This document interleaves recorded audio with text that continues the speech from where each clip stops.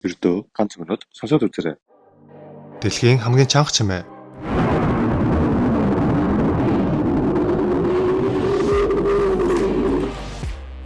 Уг чимээ дэлхийн түвшинд дэх хамгийн чанга чимээ бөгөөд 1883 онд Индонез улсын Krakatoa гэх галдуул дэлбэрэхэд дуурсан чимээ ба уг чимээний децибел дунджаар 320 децибел байсан гэн.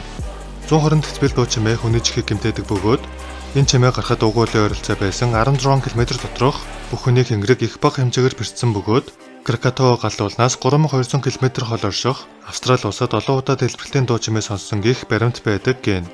Дэлбэрэлтээс үүссэн дууны долгион нийт дэлхийг 3.1 хагас удаа тойрсон гэдэг бөгөөд Krakatoa галдуулын дэлбэрэлтээс 10 жилийн дараа зурагдсан Д-скрим гэх зураг уг дэлбэрэлтээс үүдэлтэй зурагдсан гэх дам яриа хүртэл байдаг гэн. Тэгээд ямар ч тач уг чимээ дэлхийн түвшинд дэх хамгийн чанга чимээ юм. Харин таны амьдралдаа сонсч байсан хамгийн чанга чимээ юу байсан бэ?